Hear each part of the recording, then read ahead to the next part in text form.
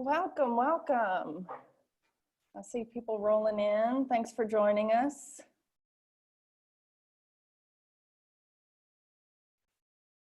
We'll let that number creep up a little more. Talk amongst yourselves. We'll get started in just a few minutes.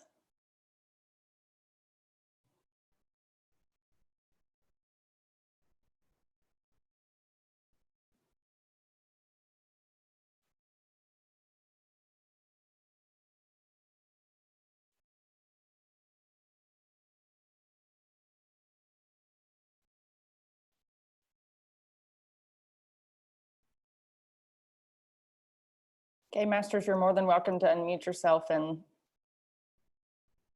be cordial if you'd like. Just kidding. We're not cordial, Ashley. Come on. Chelsea. All these people. I would say so many familiar faces, so many familiar names. Oh, there it is. Can y'all hear?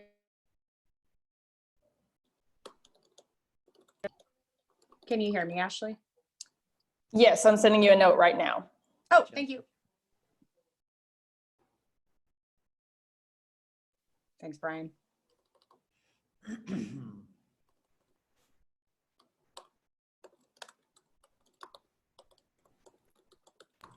love that someone is a test user. It's very great. Surprised someone hasn't put like single quote. Oh, where's little Bobby Tables? Poor Karen. It's not the year for Karen. Oh, yeah, sorry, Karen. You're not favored well in our presentation. However, I will come to the defense of all people named Karen. My mother's name is Karen, and she's pretty great. And I don't know that she's once asked to see a manager.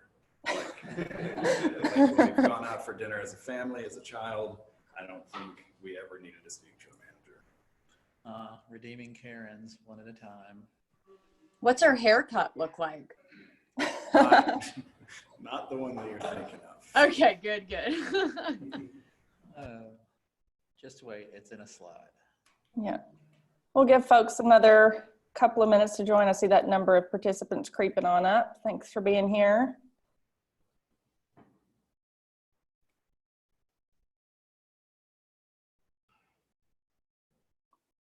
I think my favorite of the 2020 Karen jokes so far has been the one about where they put the haircut on Elon Musk and they're like, I want to speak to the manager of California.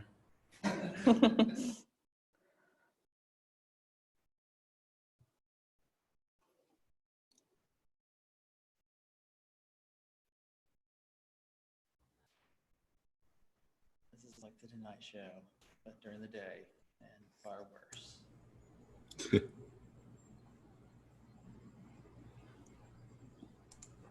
All right, what time do we have? We'll give folks another minute to join and then we'll go ahead and dive right in. I know you guys are anxiously awaiting today's session. Hopefully some of you attended the first session that we had last week. That one was great. That was awesome. It was really good. If you didn't get to make it, it was recorded, right? It was recorded. It was, yeah. Yeah. The link to it's posted in the Discord, I think. It is. Mm-hmm. The Discord that you should be in. Yeah, and there's the Discord, and I've also got a slide I'll show, and we'll repeat the Discord channel link in there.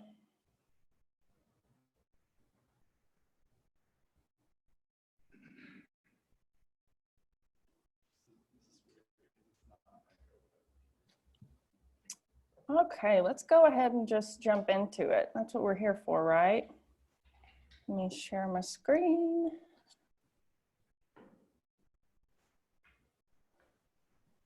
Hello and welcome everybody. Thanks for being with us today. My name's Ashley Jones. I'm the Managing Director of Community Programs here at the Venture Center. Today we've got this awesome second session on hacking puzzles.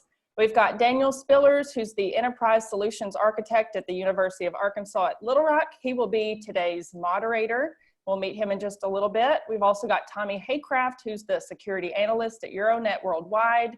We've got Josh Baugh, a Senior InfoSec Analyst at Entergy, and a two-time JOLTed winner from 2014 and 2015. He was here when it first started, so that's awesome. We've also got Chris Wright, who you may have seen already in the last session, but also as a returning Game Master. He's the co-founder and partner at Sullivan Wright Technologies. So we're super excited that you're here with us today and able to participate.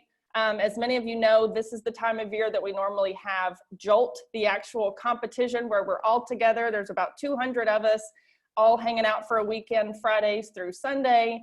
And there's hacking and puzzles and food and camaraderie. But this year looks a little different. So we listened to your surveys and previous feedback from those last few JOLTs, and we understood that you wanted more of an educational component. And while we can't do the competition and the educational component together like we had hoped, we at least want to bring you that educational piece and really dive into some of the pieces of JOLT, the competition, but also some tips and tricks and tools and things that you can use outside of the game in your college classes, in your high school classes, and even in your professional career. So hopefully that's what today will bring you along with the other sessions. So let's learn a little bit more. As I mentioned, this is session 2. We've already had one that was on October 8th, Encoding and Ciphers. If you missed it, we recorded that, and it's in the JOLT Discord Slack channel, which I'll pop up a little later if you're not part of that yet. That's where you can continue these conversations with those folks that are participating in these JOLTed sessions. Today, like I mentioned, we've got hacking puzzles with these 4 guys. The next one is web vulnerabilities. That'll be October 22nd. That'll be a Thursday from 5:30 to 7:30. So be sure to register for that. Also reverse engineering October 30th. That's Friday 11 to 1 o'clock. And those are the 4 sessions that make up JOLTed for this month. Again, that JOLT Discord link, be sure and use this invite link to participate in that conversation and be a part of that. We want you to continue those conversations and meet new folks. And you know, if you've been a part of JOLT in the past, reconnect with some folks that you haven't seen in maybe a year. So we're excited to invite you to that link as well. And as I mentioned at the last JOLTed, but also this one, I'll continue to shout it from the rooftops. We could not do these sessions, whether it's JOLT in person or JOLTed. We couldn't do these without our awesome sponsors. So we've got Wright Lindsay Jennings, Frost PLLC, Simmons Bank, the Little Rock Regional Chamber, Euronet Worldwide, Mainstream Technologies, and First Orion. So a big, big thank you to all of these supporters of these programs. And with us, I want to introduce first, we've got representatives of Simmons Bank as well as First Orion today to talk to you a little bit about who they are, why they decided to sponsor these programs. So first, I want to introduce Chelsea Holland with Simmons Bank. So Chelsea, if you want to say a few words.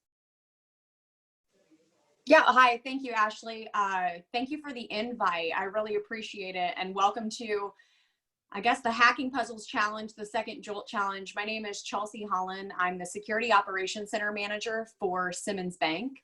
And I'm sure, as most of you know, if you're in Little Rock, like Simmons is a principal organization here. You see our logo everywhere, and really committed to helping grow the community and helping grow our people.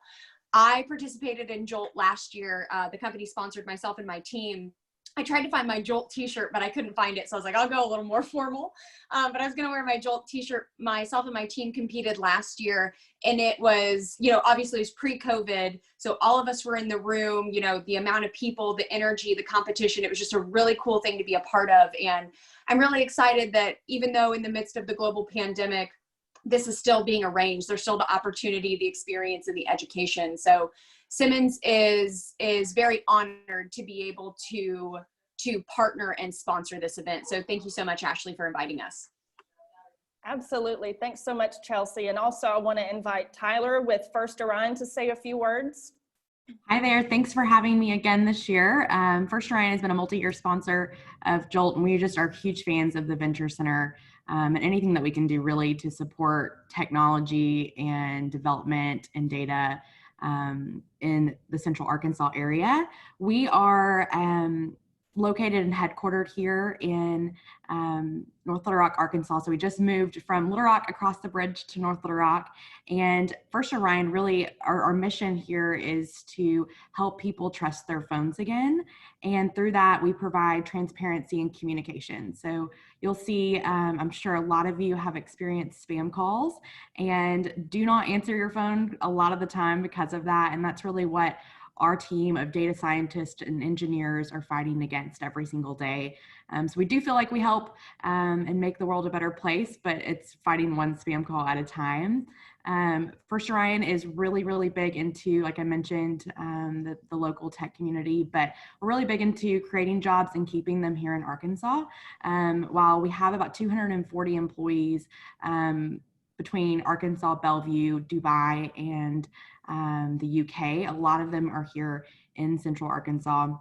We have a new headquarters down in Argenta. If you've not been down to the Argenta area, I definitely recommend that you do. There's really great things to do, but there you're going to find that we've got a really big people first mission at First Orion, and we've got pretty stellar benefits, whether it's open PTO or free food on Tuesdays with typically a food truck, which is nice.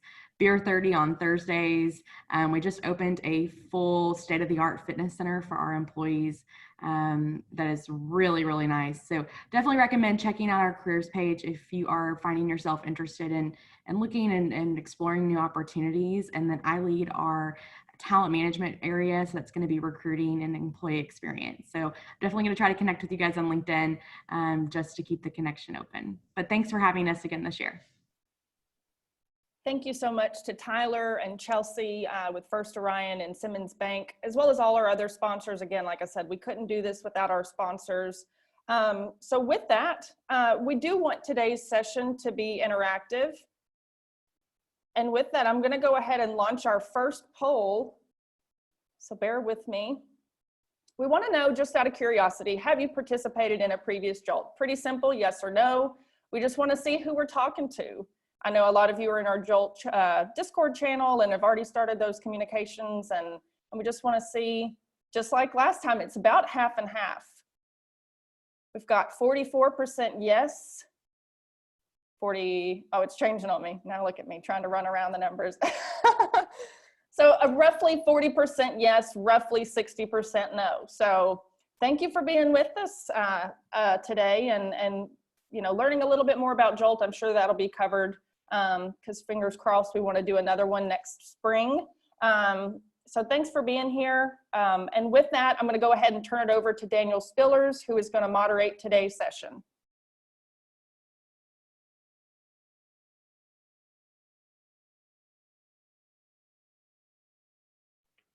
Hey, everybody. So what I'm going to do is kind of set up the session today. What we're going to cover today, our game masters are going to tell you a very sad story about Karen, who has some issues that we're going to, hopefully that you'll learn from and learn better than Karen learned how to protect your resources. So Chris and Tommy are going to go over some of the attack approaches. Tommy's going to take on the role of our nefarious attacker, the person who's making Karen's life miserable. And then after that, Chris and Josh are going to go over some response or defense approaches. Josh is basically the hero. He gets word of the attack on Karen, and he's trying to figure out how Tommy did it so he can prevent Tommy from attacking all the Karens in the future. And then finally, if we have time, at almost every JOLT, there is at least one packet capture challenge. That's become kind of a tradition. So depending on where we are at the end of the show, Josh is going to be introduce you all to a number of tools that can be very useful when you are analyzing any PCAPs or packet captures. So before I hand it over to Chris, I thought I would ask our second poll. So we really want to know kind of where you are as far as some skill level This is just a quick and easy question you may or may not know, but we wanted to know if you had any experience using any of these tools. Have you recognized them or used them to find a root cause of something, or to track down what's happening with anything? I think you'll find the results very interesting. So we're at 78% voted.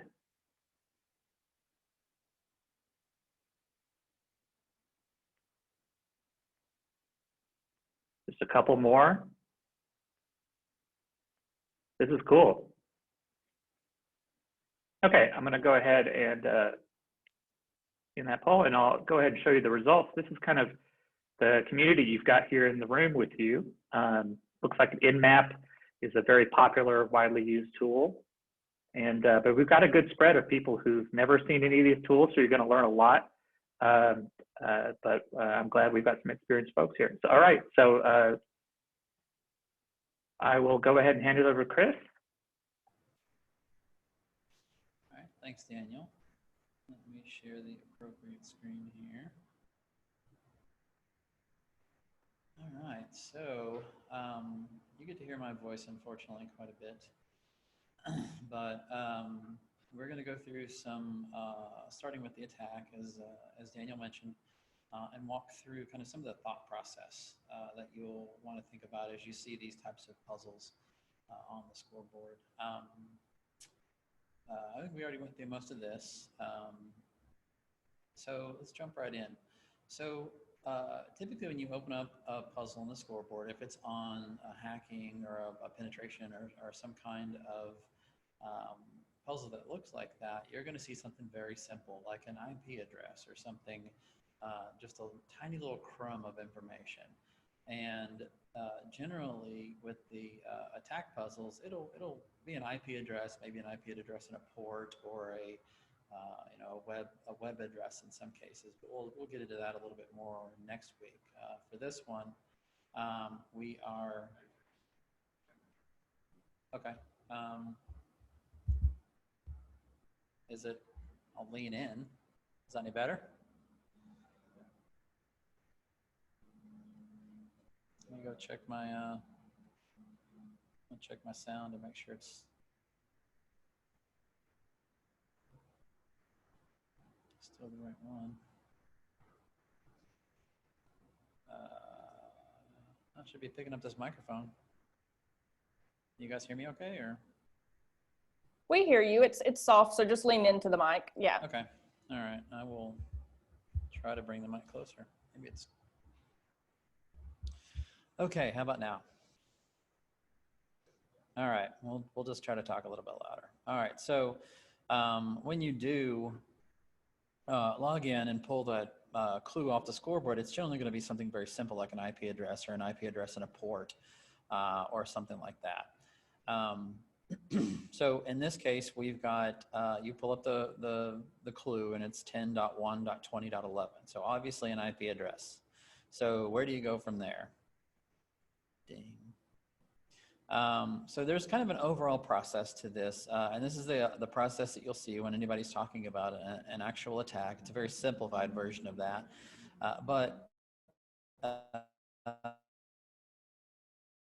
Process that you would go through when you're doing penetration testing or something like that. So if you think in those mindsets, you'll have a process in mind on where to go. You want to start with compromise. This is, we're looking for a way to actually gain access to that system in some way, shape, or form. From there, you may want to escalate, which would be if you were able to compromise that system as a regular user, you may want to escalate to a administrative level user so you can do more or access more on that system. From there, you probably want to maintain persistence so that when Karen gets frustrated and reboots her computer, you don't have to go through that whole compromise and escalate process again. You have got your foothold in there so that you can come and go as you please.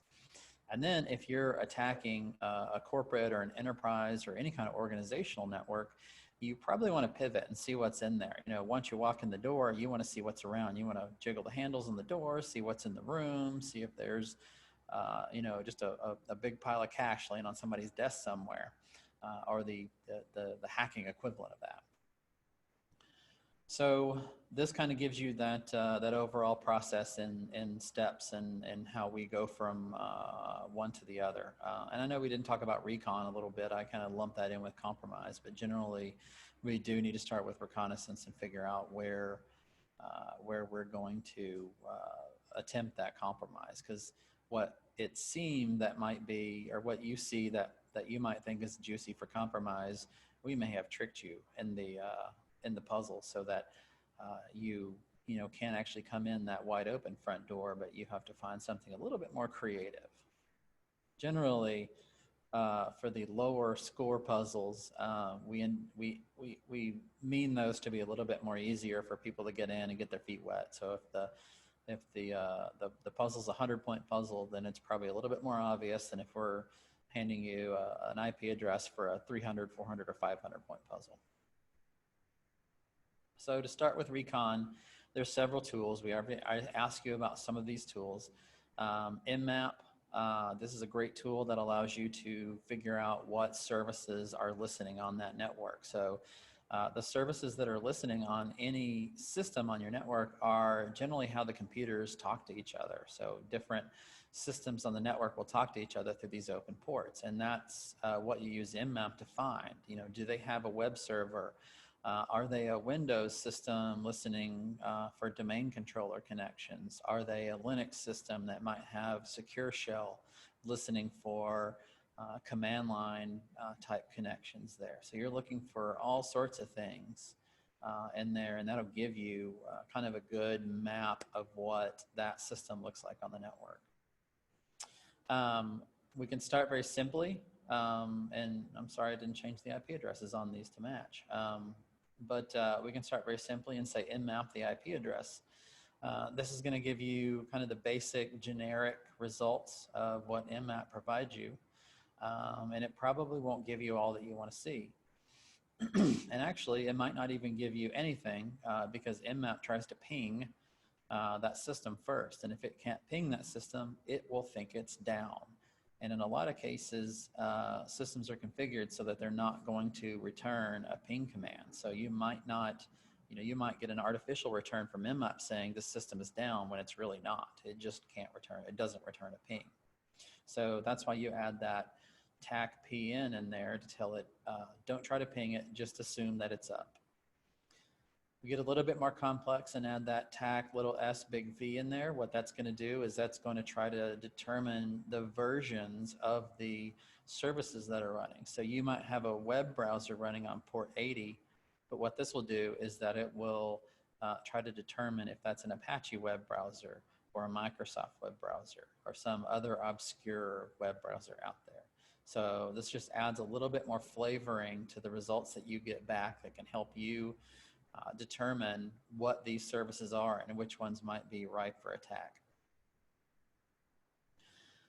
So when you do hit that, those previous 4 commands, they're going to attempt to scan the top 1,000 ports on this system. And that might take a long time depending on how the system is configured. And that might be something that we throw in. We configure it in such a way that if you just run basic nmap, it's going to take longer than JOLTed. I want to limit that down and say tac top ports and then limit it to the top 10, top 20, top 50 ports.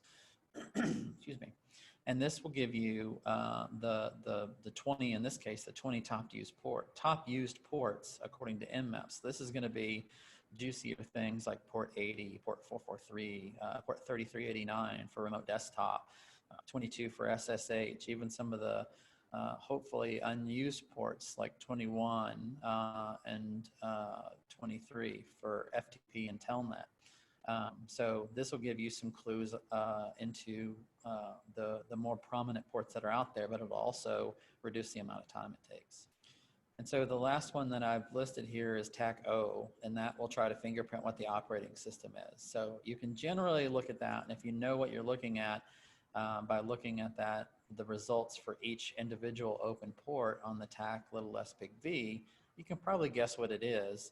But that's another quirk that we might throw in there as well, because we can make a Linux system look like Windows or a Windows system look like Linux to throw you off base. Just remember, the higher the points, the more likely it is we're trying to confuse you, because we really want to dig deep into your knowledge and experience to make you earn those 300, 400, 500 points. So here's what the results are going to look like. They're can be a lot longer than this, but if you look at the top, I ran mmap, tac pn, tac little s big V, tac o, tac top ports 20. So again, I've told it, don't worry about ping, just assume that the system is up.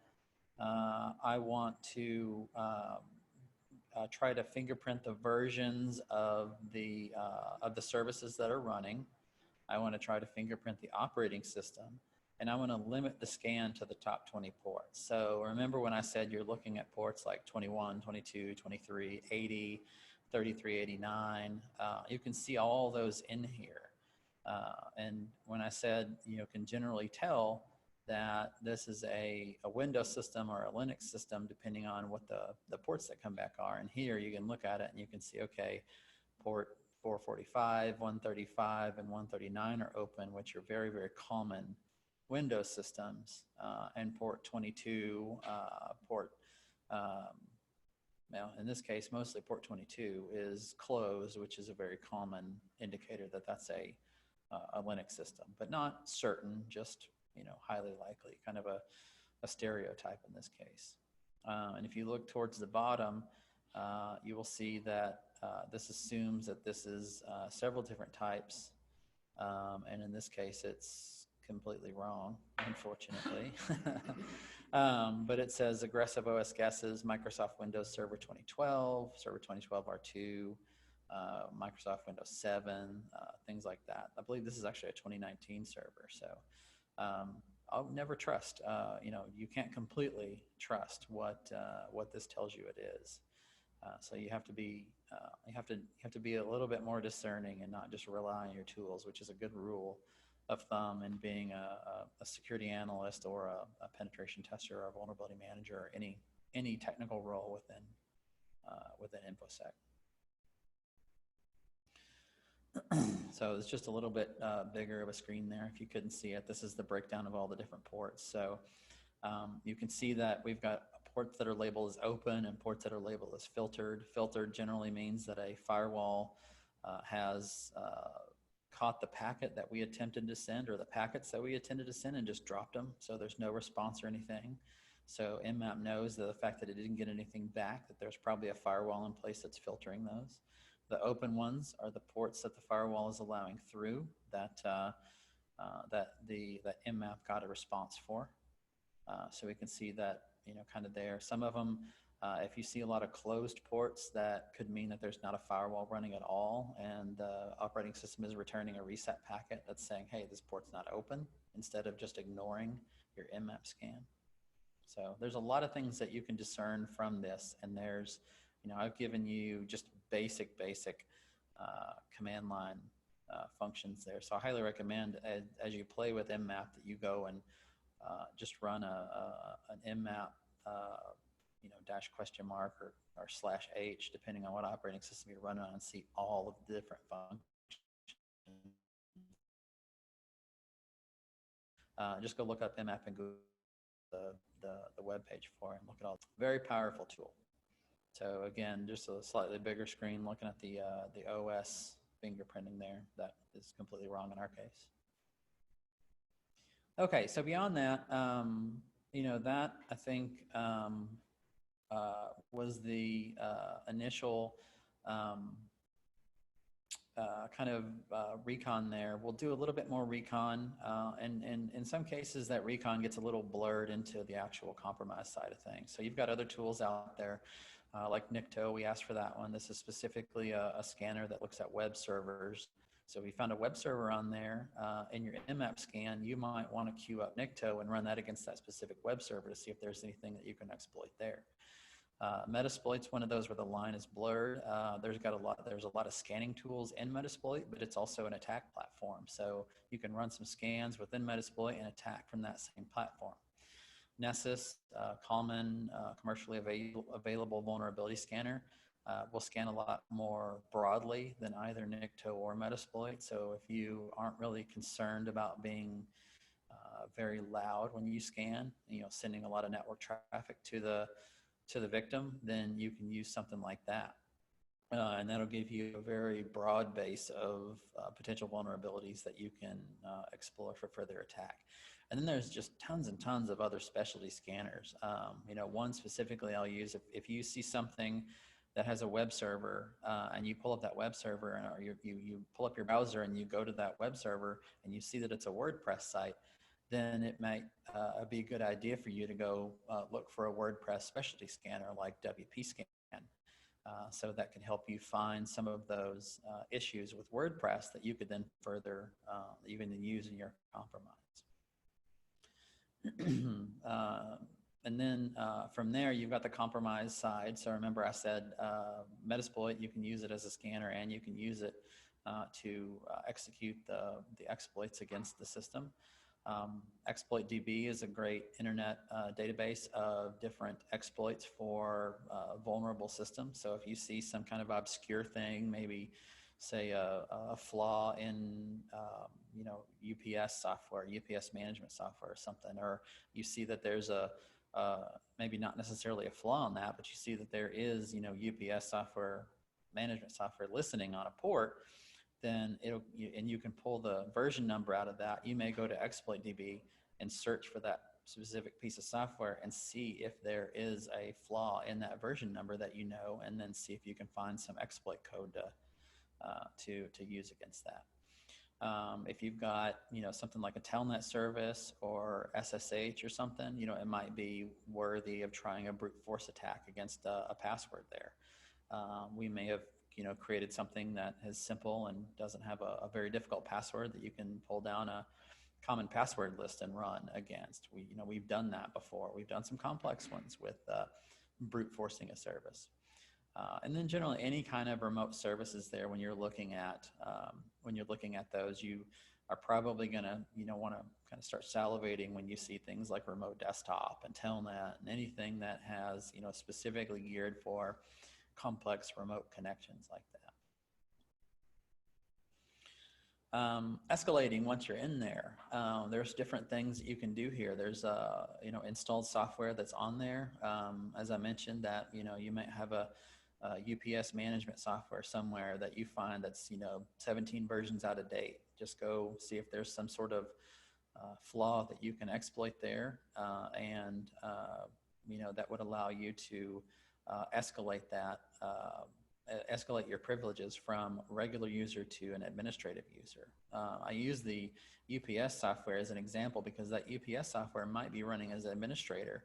And if you did happen to compromise Karen's system and you have access to Karen's account, if you can use that UPS software that's running as admin, and you can exploit that somehow, exploit some flaw in that somehow, then you can gain access to that on a administrator level at that point. So you go from being Karen level to being administrator level by exploiting a flaw in that system management software.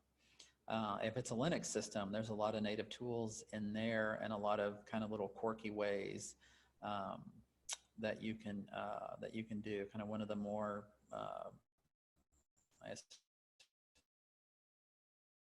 set UID method, and it's very similar. You go look for an executable that has that runs as root, and then it's got the set UID bit set, and you can use that to go from a regular user to a root level user, which is admin on a Linux system if you're not familiar with that.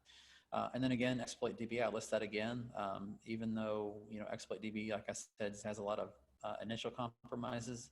There's a lot of privilege escalation compromises in there as well. So just as you're searching around through in those systems, you will find certain things that look juicy, and you can go research those for further, maybe some pre-built exploit code somewhere. Persistence, this is where you set up something so you don't have to continue to compromise that system over and over again because somebody rebooted. You can set up a service to run that will allow you to come back in, or communicates with a command and control channel out somewhere. And this is getting a little bit more complex. Kind of the basic level of persistence that you would do here is maybe create yourself an account, and an official account on there. So you might create I might create a Chris account and make them an admin level, so I can just come in through the front door instead of having to sneak in through a window in the back of the house. But in a lot of attacks, you'll see a service installed. That service will be disguised to look like something legitimate when it's really not. Same for a scheduled task. You'll have a scheduled task run in the task manager, and it'll be made to look legitimate, like a web browser update or Office update or something like that. And then the same for run at startup. That runs very much like a service as well. It's just you're running a piece of software every time the computer reboots. So you kind of defeat the reboot and clear out the attack method of preventing you from coming back in. And then pivot. And I say second verse, same as the first. If you're, remember the old Henry VIII song, that's kind of how it goes there. But really, when you want to pivot, you kind of flip back to recon. You have a foothold on a system in the network already, so you need to do reconnaissance to get further in the network. So you go back to that mmap, that NICTO, that Metasploit, those steps, and you look for those next things, those next systems over where you can compromise them. In some cases, you're going to have a leg up already because maybe you've got administrator level on a system, and there's some kind of trusting connection with other systems there that you can exploit. If you can use some other tools on that system, like Responder, or you can pull a clear text password, using an LSAS method or Mimikatz or something like that, then you could potentially get, domain accounts that allow you to pivot across the domain kind of at your own will. So there's any number of ways to go from there. As we go from the very beginning, this kind of does spread out, and you get more and more possibilities at each step. So with that, I'm going to turn it over to Josh to demo this. And so just so you remember, this is what we find on the scoreboard.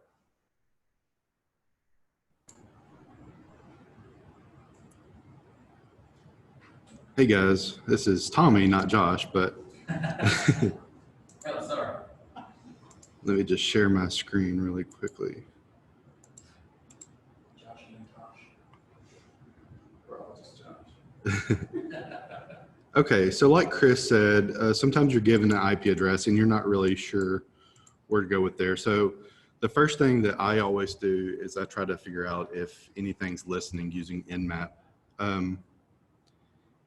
Nmap does take a long time. So one thing you can do, if you have just a computer that has maybe a Kali virtual machine, or you have some way of installing Metasploit to it, I like to use Metasploit so that you can save the results of Nmap so you're not going back and forth.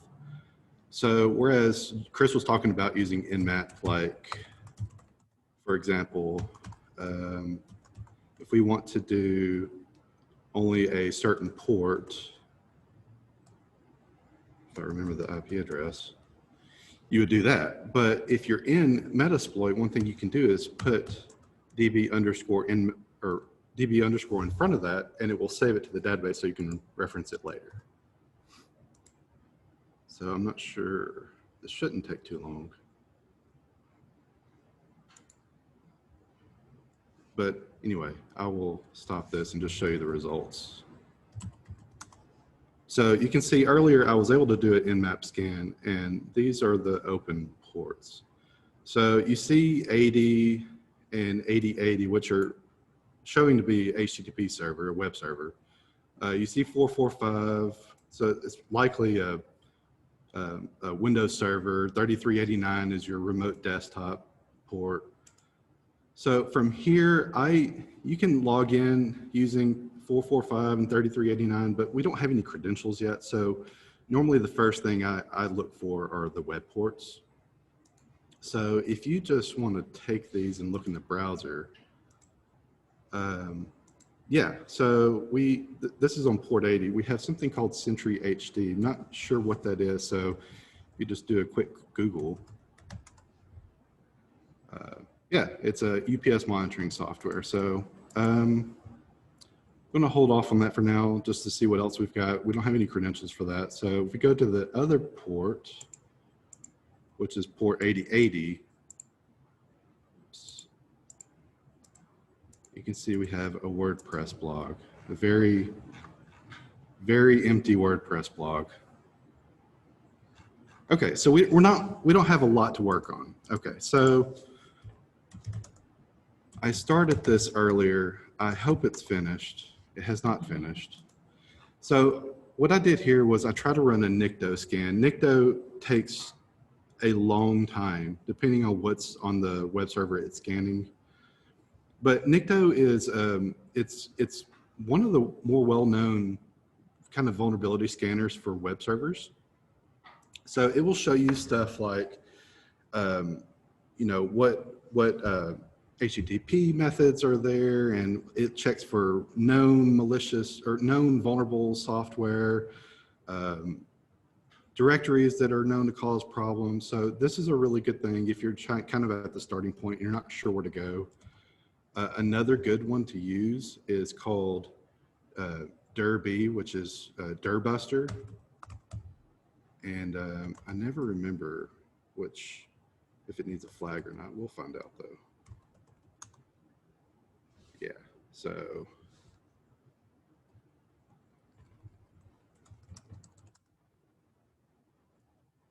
Okay, so we do that. That was in screen, so let me do the same thing for the other ports. Check it tight. And what this does is it's looking at directories it has a list of very common directories and web servers, and it's checking to see if it can find one that exists. And you can see here it found a .git directory. Now that's very interesting because that suggests that maybe they've used a Git repo for their website's code or something similar. And if that's exposed, that could give us a lot of very useful information. Let's just take a look real quick. Oops. Again, I wish I could type. Okay, yeah, so if we look in the .git directory, you can see we have all of the information about that Git repo. So this information could potentially get us all of the commits, basically all of the code that was in that Git repo. So let's see if we can do anything with that. I'm going to use wget, which basically just downloads from websites. I'm going to use R for recursive. And I'm going to specify I don't want anything from the parent directory.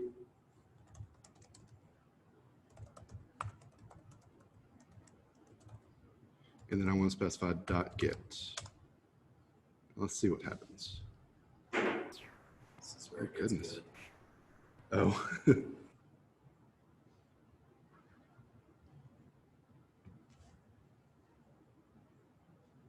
Okay, so it downloaded 166 files.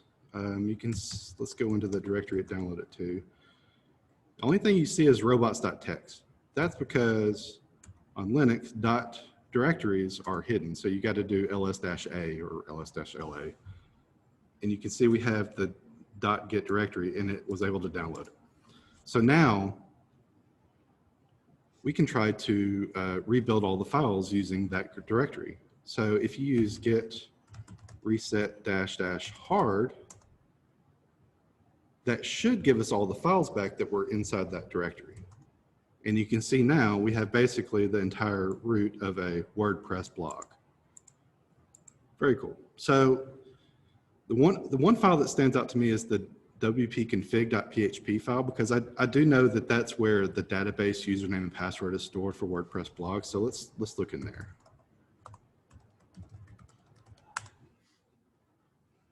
And you can see we have a database username Karen with the password SeeYourManager1.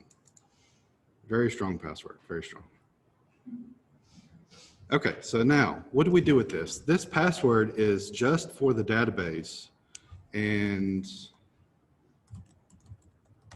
let's go look in our reports again to see what we have.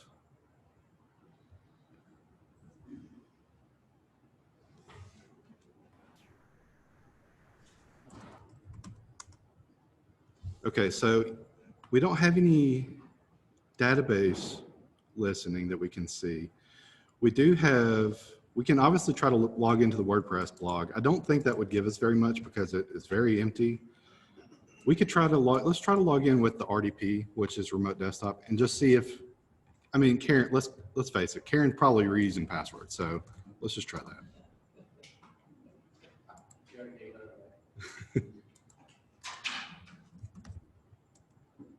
See your manager one.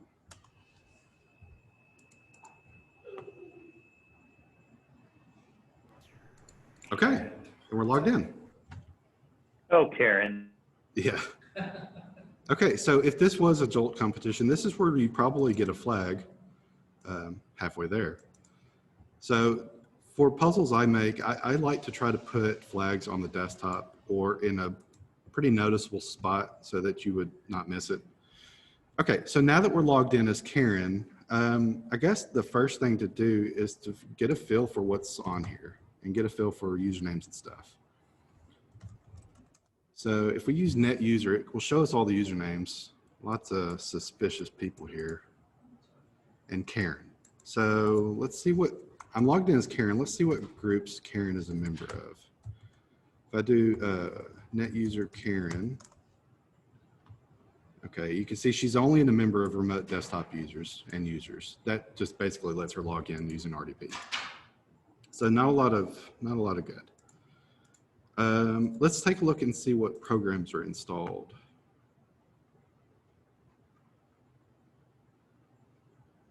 Okay. Well, we saw this one earlier. We'll take a look at that. One thing I'll point out, it doesn't look like there's any security software in here, so we're probably just going to be dealing with Windows Defender. So let's Google this Sentry HD and see if we can find anything on ExploitDB as maybe a way to escalate.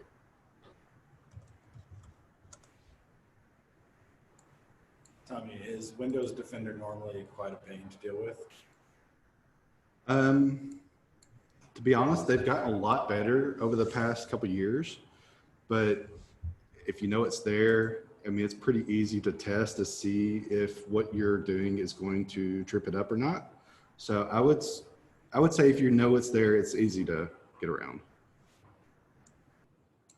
And actually, you can easily get around it with just a Metasploit payload if you know how to do it correctly. And do those comments apply to most AV type vendors? Again, I mean, if you know what is installed, it's all about doing your research to see if it will trip it up or not. So if you know, for example, Trend is on a particular server that you're targeting, maybe you can try to find a copy of that and install it on your machine to test it before you actually use it. Okay, so we have one result for Sentry HD, and it's actually the same version. So if we look, it's a privilege escalation exploit. So I will tell you, I've already staged this. Normally, obviously, you wouldn't have this, but just for the demo, I was able to already have this already on here. This is in PowerShell. I rewrote, the original one was in Python, but I rewrote it in PowerShell. And the issue with the software is the fact that there is a config file that is readable by all users.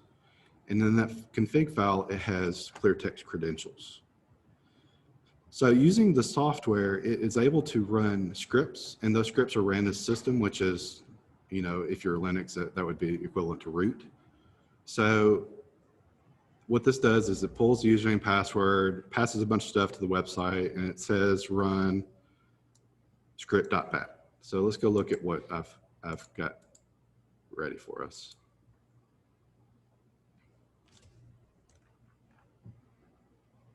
All right, so one thing I did was I excluded the C drive on Windows Defender, so nothing's going to be scanned anymore. I've added a couple registry entries. It will, so if you exclude some stuff on Windows Defender and then you later launch a scan, it will tell you, hey, you know, we're not scanning so many files because they have been excluded. These registry entries will stop that from happening. It just helps, you know, you go unnoticed. Then I have added a user called Pwned with this password, and I have added that user to administrators. I've also added Karen to administrators. And I want to be a little stealthy, and I have a Metasploit payload I want to send it. So I've created a Chrome directory in program files x86, and I download that. I'm not going to show you where because it actually does exist.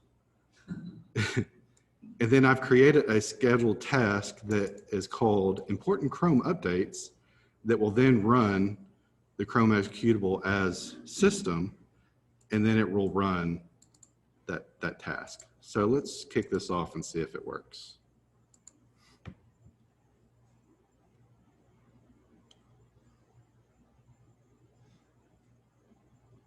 Okay. Are you gonna need to remove that payload like during my demo? Because I think Yeah. it might show up. Yeah, I'm going to remove it before you get to that part. Okay, so we have a pop-up from Century HD that suggests it's probably working. This PowerShell window is going to hang out for a minute because it's going to stop the countdown and then it closes. Okay, so let's see if that worked. Okay, you can see net user Karen earlier showed just remote desktop users and users. Now net user Karen shows administrators. Also, net user has a new entry. Let's go check our Chrome. So by adding Karen to administrators, is she now the manager?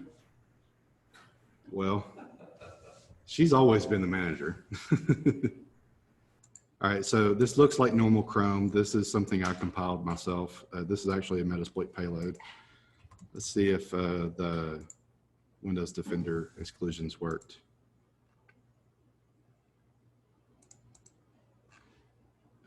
Exclusions.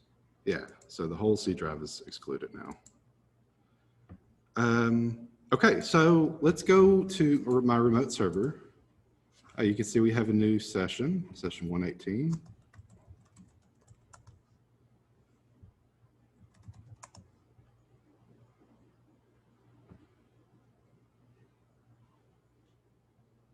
All right, so we're logged in as system, obviously.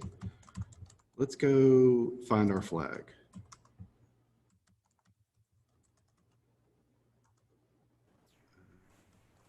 Do you want to take a sec to explain why it's system now? Why it's system now? Yeah. So, yes.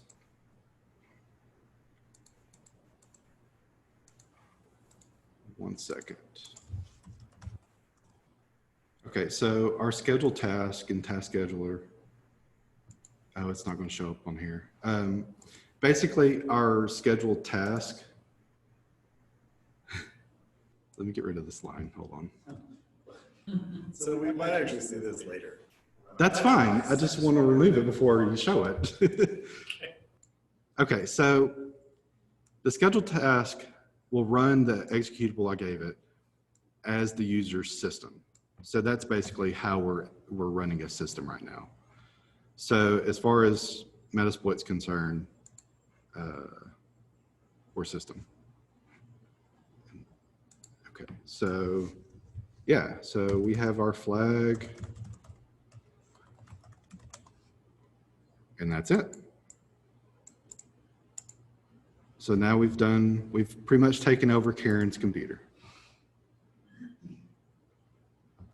Bad guy's gonna bad guy. Yeah.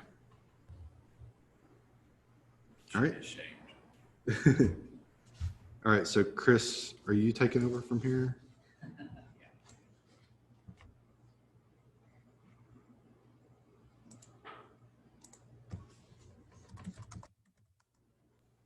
All right. So if you, as you followed that, can you mute Tommy? Thanks, sir. As you followed that, you saw a lot of our reconnaissance within MAP and NICTO. You saw the compromise. You know, it was a little bit different than what we had talked about earlier, looking for actual services to compromise. But it's very common that you will find, you know, open network shares with maybe a password spreadsheet in there. People are not very great with that, even in real corporate settings. And then, you know, we were able to go through and take advantage of Karen's password reuse to get into her system, to get into a system as her. And then from there, we were able to do a little bit more investigation and find a piece of software on that system that we could compromise to gain administrator level access. The icing on the cake for this was, you know, doing that persistence, adding those extra accounts in there and things like that. And we do that just as a, you know, not necessarily just for the joltiness of this, but for the real worldiness of what we're presenting here. So thanks, Tommy, Josh. So now let's dive into the defense side a little bit. And Chris, to preface, one second. Does anybody have any questions? I just want to pause and sure. and make sure that before we move on to Karen's hair, that whether or not anybody had any questions, be sure to ask them. You can ask them in chat if or the Q&A. Okay, thanks, Chris. Okay, thank you, Daniel. So the defense side is new. Josh and I have been talking about doing this, I think, a couple of jolts now, but it takes quite a bit of work to get these built up.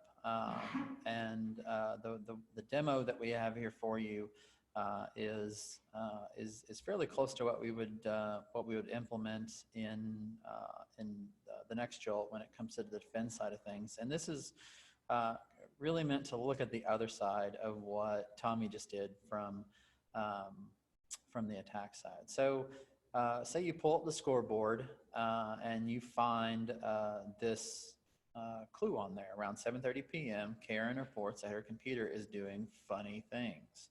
Of course, she can't give you anything more specific.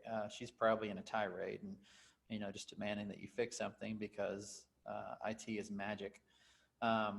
But you do know her computer is named Karen PC01 and her IP address is 10.1.20.11. One of the things that is probably be a little bit different about the defend side or the defend puzzles is that we'll probably walk you through with some questions like this.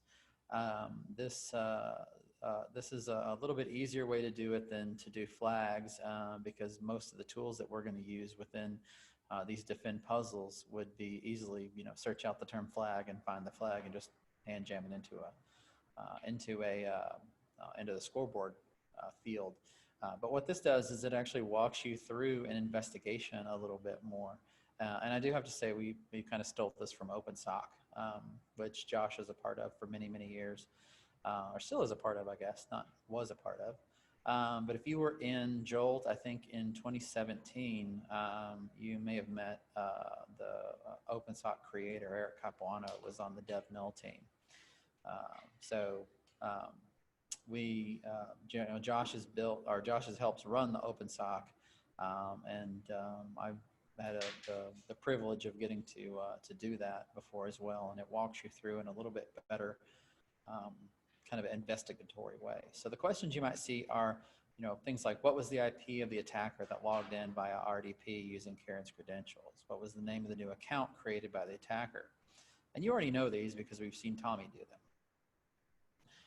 The MITRE attack matrix labels the persistence method of scheduled task as T1053. Using that, what is the name of the scheduled task that the attacker created?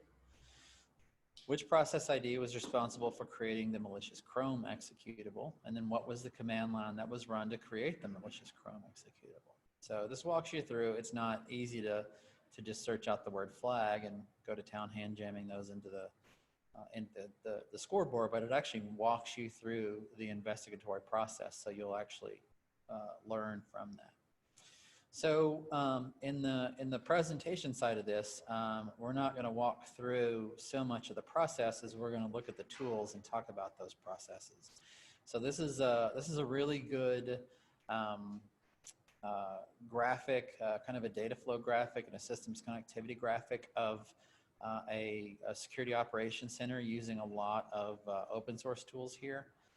So if you've ever used a tool called the Security Onion, you've seen things like Elastic-Stat, Kibana, Elasticsearch, and we'll get into that some here.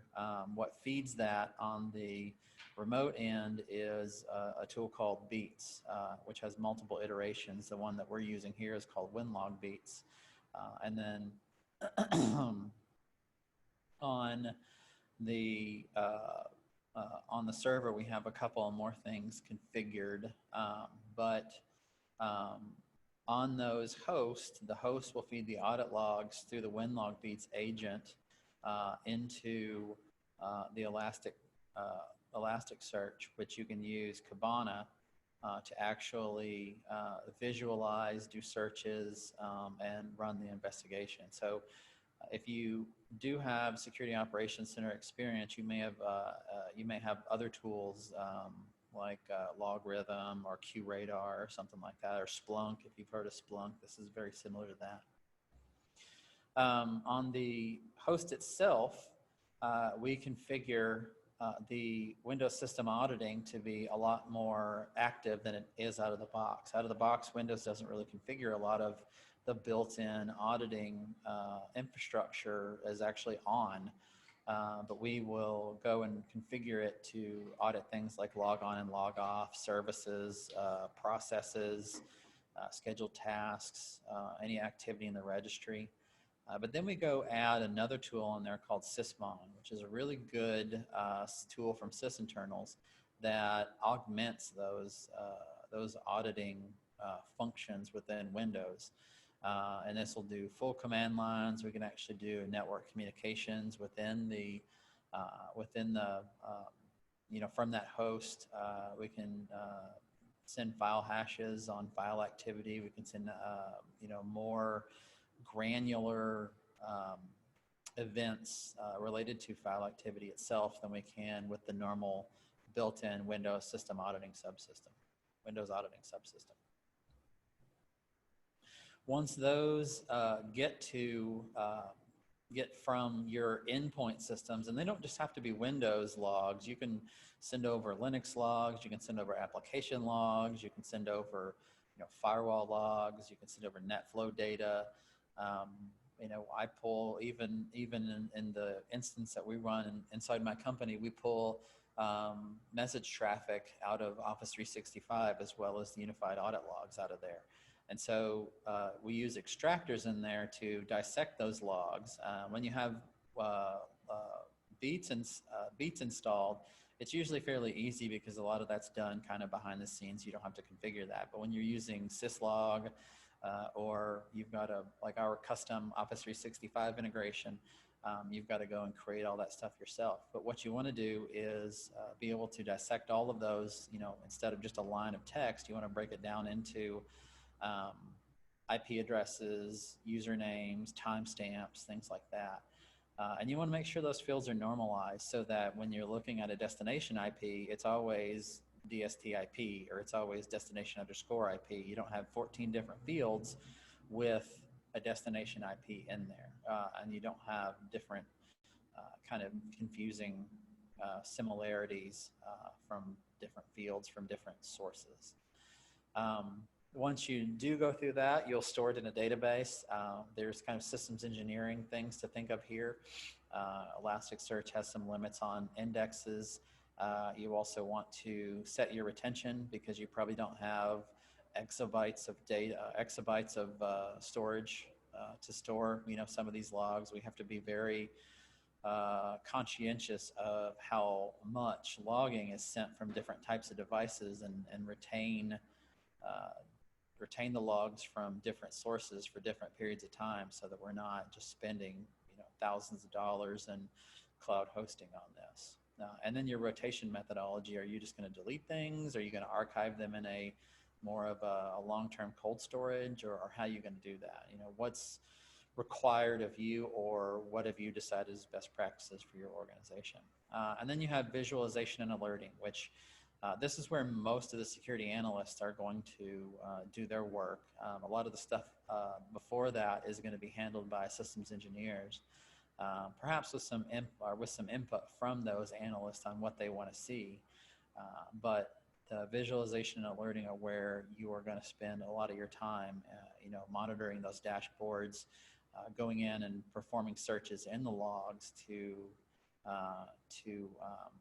find, you know, different things that happened and how they come together to kind of lay out a timeline of an unauthorized activity or an attack or something like that. And then you're going to work with the different incident management systems. Sorry, I keep hitting my keys. You're going to tie in with the different incident management systems that allow you to actually perform the investigation, do threat intelligence lookups on different things like IP addresses or email addresses or something like that. And so with that, remember what we had on the scoreboard earlier. Karen's causing trouble again. Her computer is doing funny things, and she can't tell you what it is, but she certainly wants you to help her. And so with that, we'll go and we'll explore these questions with Josh Tommy. Or Josh. Yeah, I'm just Josh for right now. Daniel has stuck up a poll for you about my attack. Unmute. Oh, yeah, I'm unmuted. I'm unmuted now. There you go. Okay, I was unmuted before. Okay, so there should be, wasn't there a poll that flashed up? Yeah, for Chris mentioned MITRE ATT&CK framework. Just a couple of yes/no questions about if you're familiar or if you use it at work. New to it, that's cool. It's pretty great because it classifies TTPs of adversaries and makes it easier to kind of track and search and categorize data and things like that. So now I'm going to figure out, I'm going to stop sharing Chris's screen and we're going to get into something else. We can move 87 Zoom windows around. Very quiet. Very quiet? Okay. Let's see how this Over goes. here. Yeah, go over here. Is this better? Yes? No? That better? I swear to God, we tested this before we started. Okay. Yeah. Tommy, how's that? Better? Okay, sorry guys. Let me close all these Zoom pop-ups and we'll get to looking into some stuff. So one of the things, first thing on the scoreboard, common type thing that you might want to find when you're doing an actual investigation or answering questions at JOLTed, or the phenomenal OpenSOC exercise that's put out. Let's go see. So what kind of IP address are we looking at for the attacker that compromised or that logged in using Karen's credentials? Well, in a Windows environment, we have different Windows event logs. A lot of us are familiar with that, and using the event log viewer on the machine, you know, you can do that, but it's not, I think that anyone that's spent a lot of time doing it can tell you it's not a phenomenal experience. And also you limit yourself to what if Tommy was being especially nefarious and decided to just clear all those logs. So the goal here is we need to get those logs off that machine into a centralized place where we can make use of them. In this case, on a normal Windows install, event ID 4624 will show us successful login attempts. And because we're specifically looking for interactive remote sessions, we can look at logon type 10. There are tons of logon types. Logon type 10 is remote interactive. And we already know our username that we're interested in investigating is Karen. So we can make a query like this in Kibana, which is just, this is not anything special. This is just a default security onion install.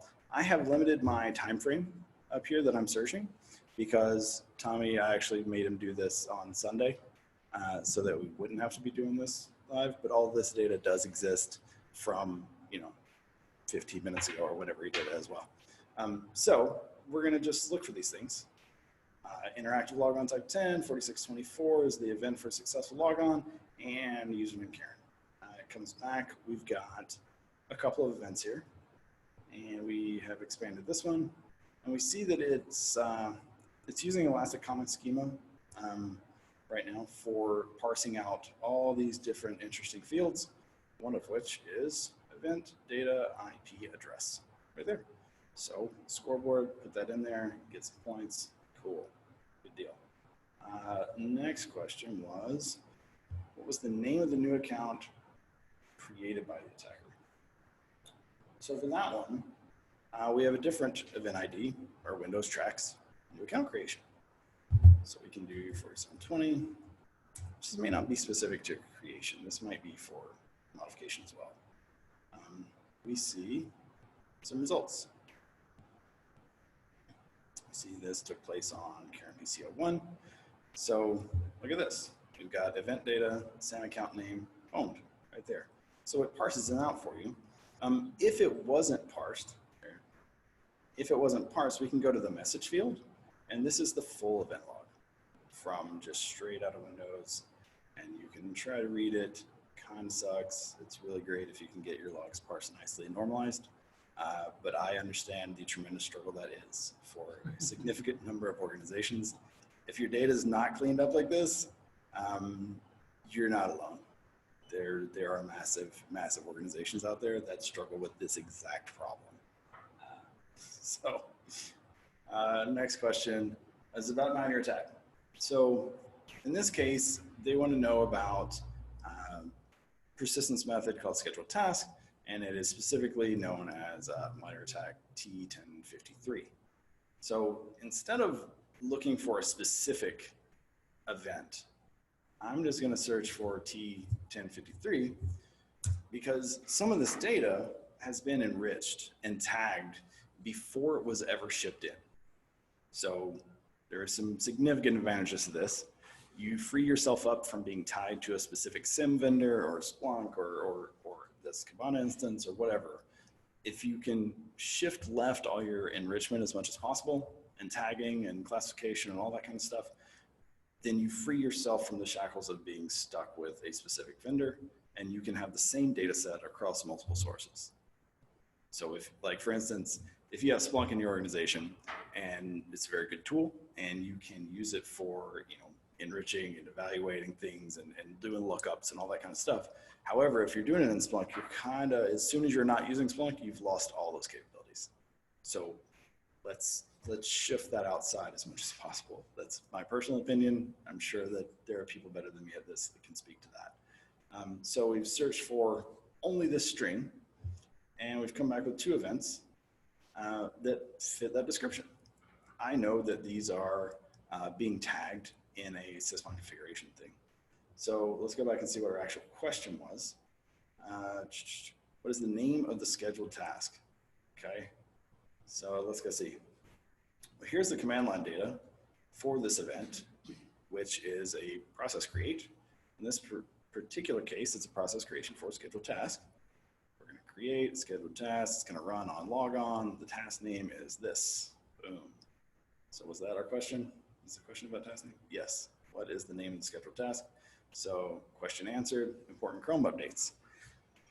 Interesting. Not cool, Tommy. People think that's legitimate. It's not. So thanks a lot for that. And we see that it's going to run this executable here. All right. Now if my Zoom bar will go away, I can go to the other tab and we can find the next question.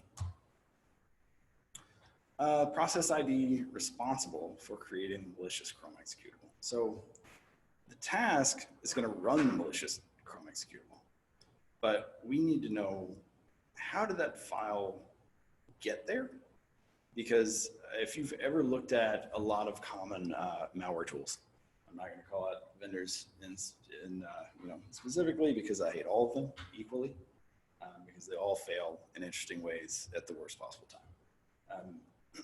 So a lot of people, you will be familiar with antivirus alerts that say, hey, this scan, either scheduled scan or just an on-demand scan or a constant scan that's running, we found a malicious file. Cool, that's good to know. It may tell you where on the disk it is. And if you know of a thing that does this, please post it in the chat. We would also like to know, how did that file get there? Just because you found it, that's great, but malware doesn't just appear. Like, something happened and it got put there. So let's figure out how this got put there. And we're going to do that by checking file creation logs. And in this case, we're going to copy this query so I don't take 80 years typing. So in this case, we're going to look at our sysmon logs for event ID 11, which is file creation, and the target file name of the malicious executable, right? And we've got one log returned, and we can see that the event data process ID right here is 3944. So when we go down and look at the full message, we can see that process ID 3944, which was PowerShell, created this file. So now we know how the file got there. Sweet. So the answer to the question, 3944 is the process ID. And that's cool, but what is 3944? What is that process? What command was run that then created it? Well, we can find that as well by checking for, again, process creation, which in sysmon world is event ID 1. If you don't have sysmon, this should also be event ID 4688 in normal vanilla Windows logs. So just, just information for you. If you're logging it well enough. Yeah, if you're logging it well enough, as Chris says. And if you're not, that's okay, because to get all of this visibility was about 2 commands, I think. One to install sysmon, and you specify the configuration file, and then one to install winlogbeat, which is the application I'm using on the Windows machine to actually ship these logs out to the security onion sensor. So what have I found? Josh, what was that second application? Winlogbeat. It is by Elastic. It is also free. Both of these things are free. For sysmon, I'm using the very popular Ion Storm configuration, which is on GitHub. And for the winlogbeat configuration, I'm using something that's derived from the Palantir GitHub repository, which is being driven by the NSA Cyber white papers, where they give us lots of information about what you should be monitoring. We'll try and get links to all those that information in our Discord. For sure. And now that I've kind of got off course, I kind of forgot what I was supposed to. Well, now that you're off course, Yeah. I had a question. How you've used a number of standard Windows event IDs. Mm-hmm. How does somebody go about, kind of getting familiar with what event ID 1 is? Because you obviously have them memorized, but how did you get there? So for sysmon, there's a very limited number, I believe, and they're all detailed right on the website, I believe. Let's go look. Sysmon from sysinternals. I believe it's just listed right there. Let's go see. That's how you get it installed. Here's events right here. Boom. There we go. You want to know network connections? Right there. Which is really neat because with a lot of traffic, going dark on the wires, what the feds call it, with encryption and a lot of stuff like that. Moving detection to the endpoint gets you a lot of visibility that you might, it gives you so much visibility that a lot of times you may not need a lot of your network devices reporting and filling up all your log space, depending on your environment, right? This is all your mileage may vary type of stuff. But to answer the question about how did you know that, I've spent entirely too much time digging around and finding bad stuff in different environments. That's mostly it. Can you go search the Windows ones too? Can I go search the what? Look at what's the show Windows ones. Show Windows. 4688, 4624. There are far too many. Yeah, I know that. So Chris wanted to know, can we pull up a simple list like this for Just an example list. No simple list. let's do this instead. Yeah, there are a ton of Windows.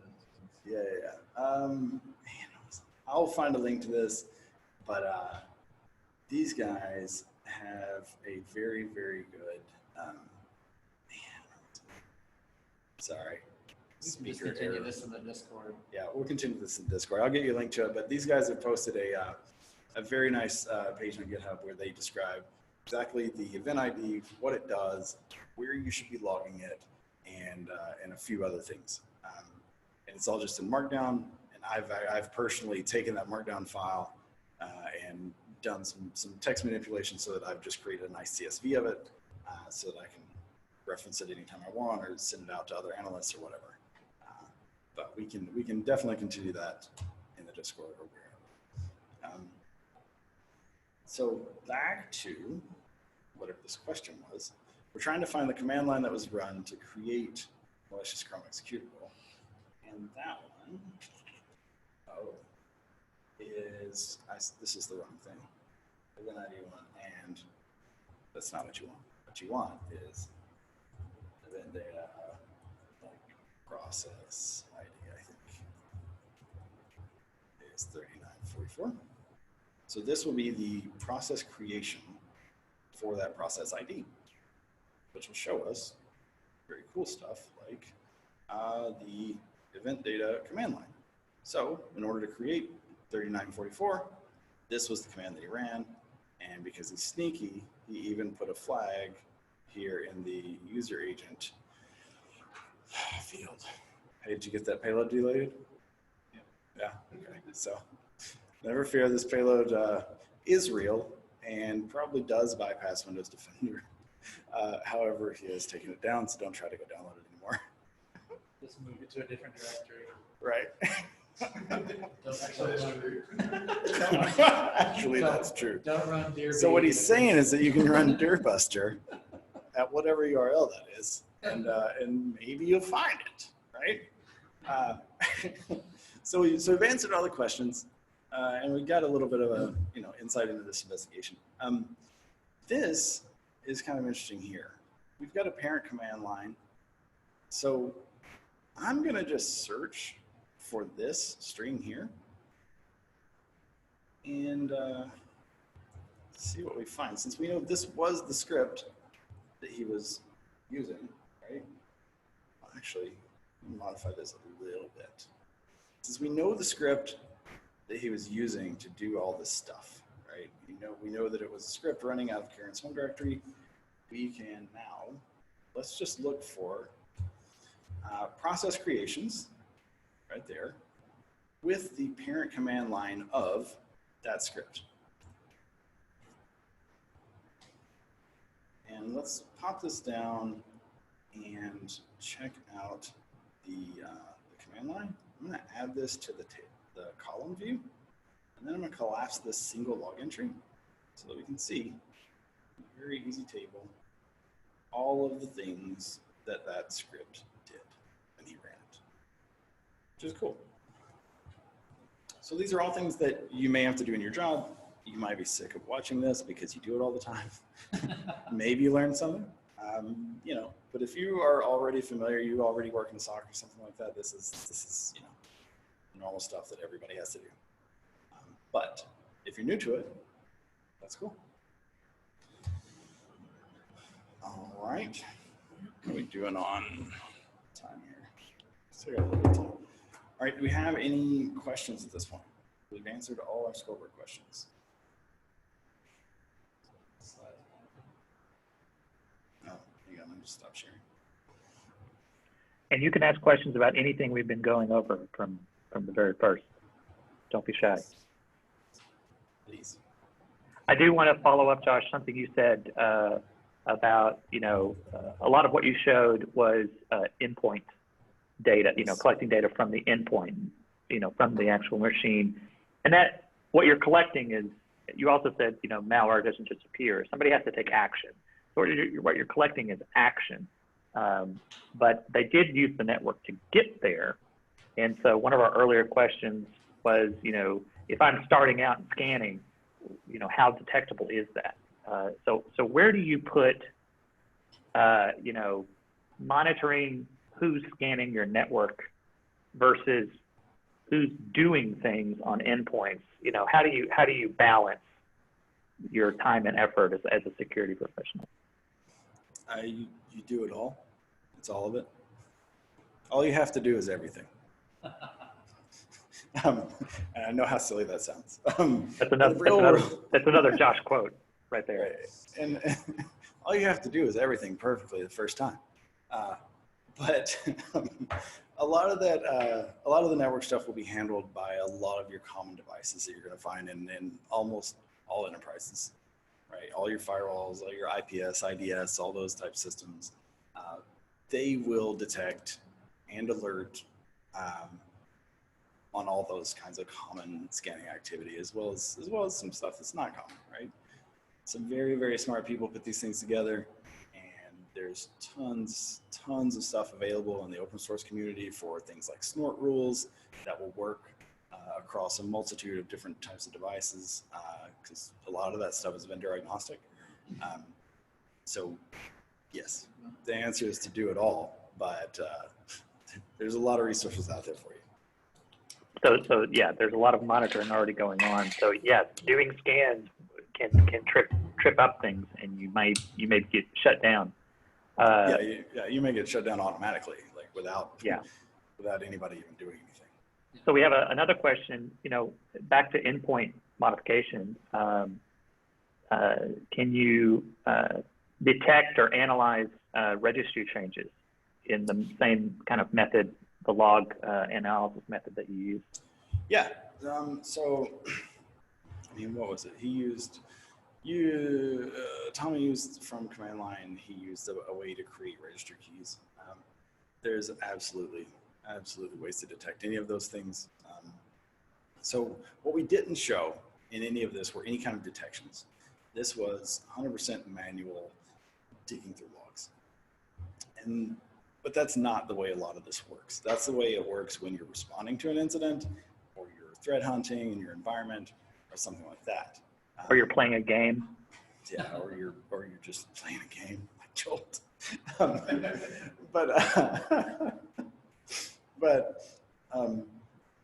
But most of the time, there will be detections written for detecting, registry changes like that. You can detect either the running of the command, or there are events in vanilla Windows event logs that show keys being created, registry items being deleted, all that kind of stuff. So can you explain what you mean by, write detection? Write detection. So, holy crap, let's get into that. If you think about like a SIEM, like a security incident event management system, they're monitoring all your logs, and they're looking for certain conditions to be met, like the command that he ran to create a registry key. I want to know in my environment every time that thing runs, and I want to be alerted. Okay, totally doable. You do it with the last alert, do it with Graylog if that's what you use. Splunk has ways to create alerts based on queries and stuff. Logarithm, anything, any of the major SIEM environments will allow you to do that. And I'm not naming off those particular vendors because I like them more or less. It's just it's a very common thing. And they come with a lot of these pre-written, and then it's up to you as the security professional for your environment to kind of write your own based on the things that you're trying to monitor and detect. And that's kind of part of you have to do it all because, the detection is automated detection, but there is also the response, and this goes back to a lot of the formula that Chris put forward. There's the response back to an event after the fact. you don't like to be responding, you like to be preventing, but you can't do that all the time. So you have to be ready to manually parse logs. And that's why I think your demonstration was really, really valuable to see how something weird has gone on and you have to start digging because your pre-written detections didn't catch it. Yeah, or you just haven't written those detections yet. And it's, you're in a world of hurt and people are asking you a bunch of questions. Why did Karen's account get compromised? Who knows? But who did it? We can probably find that. What did they do? We can probably find that. But yeah, a lot of this, you would then take this, after this, you would then take this information and check your alerts. And if you weren't alerted on this kind of activity, which you definitely should be, then you would turn around and you would write those detections and you would put those conditions in place so that maybe you're alerted automatically, maybe a case is opened automatically, maybe you're reading the data like that IP address or whatever, and you're automatically tying in with your API to your firewall or your IPS to block that stuff automatically as soon as it's triggered. That's excellent. Thank you. Any other questions before we move on? We've got enough time here. We were aiming at about an hour and a half to 2 hours with a window. We know them. You know, if you only had an hour and a half to give us, that's great. Again, this will all be recorded, but I think we're going to move on to some discussion about how packet analysis of network traffic can be helpful.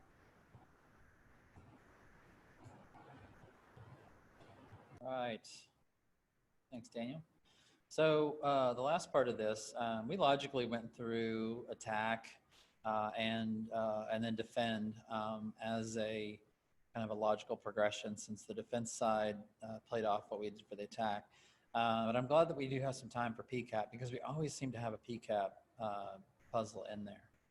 And even tying this a little bit more into that defense side of things, and we had that big graphic of how the data gets from the systems into your SIM tool, and what Josh was using Kibana to search through to answer all those questions. We also have other tools in there that can do packet capturing, and probably at the very basic level, you've seen things like TCP dump or even Wireshark for capturing packets on a specific host. But then there's also other tools that allow you to capture packets on a network level. This one, Moloch, is an open source one that's actually used predominantly in OpenSock, and it's a kind of a network-based Wireshark implementation that you can query. And this is the full packet capture has always been a struggle. I remember trying to implement this in the Air Force back in 2006, 2007. And, you know, at the time we were trying to come up with ungodly amounts of storage. You know, dozens or hundreds of terabytes of storage back then was just unimaginable unless you were Walmart or somebody. But you know, now that's a lot more reasonable, and now that we're doing this on smaller networks too, it's less of a chore to do this kind of stuff. But you're either going to record these packets, capture these packets on a host level, or you're going to capture them on a network level. And if you capture them on a network level, you need something like a network tap or a span port. And a span port, I think is specifically the Cisco term for it, where you can configure a Cisco switch to copy all traffic that goes over the switch to a single port. And then you can hook up a system to that to actually run an intrusion detection system or a full packet capture device. In other cases, you might actually just put a specific device between two other network devices to capture all the traffic that's going between, say, a switch and a router, or a router and a firewall, or two other devices. So basically kind of a bump in the line is what we would call it long ago.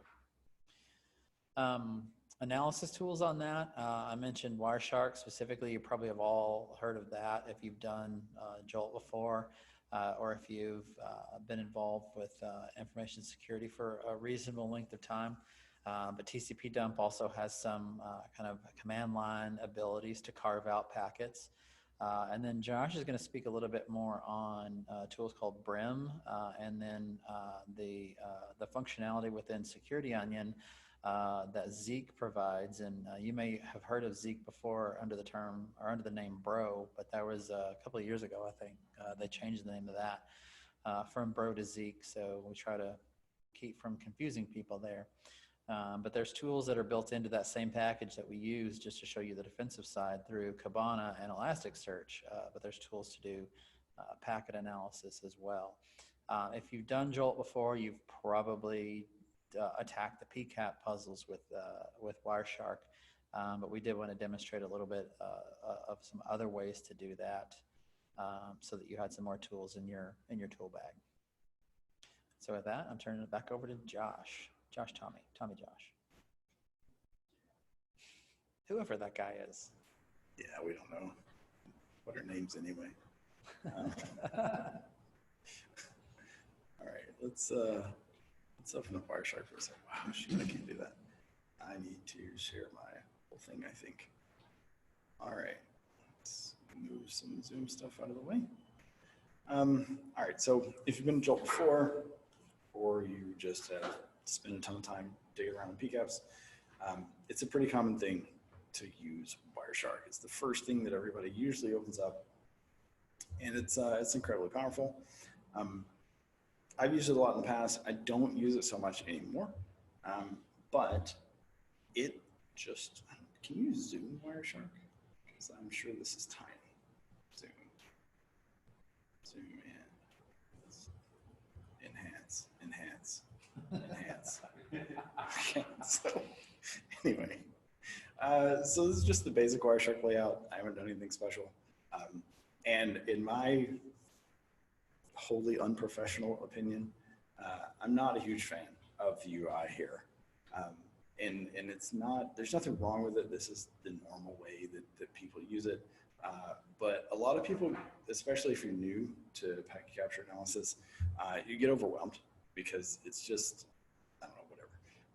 But good news, that I'm not going to go into today, but good news that you can customize this quite a lot with the columns that are being displayed, and also like changing these timestamps to be local to you or local to, I don't know, UTC or whatever you want to do.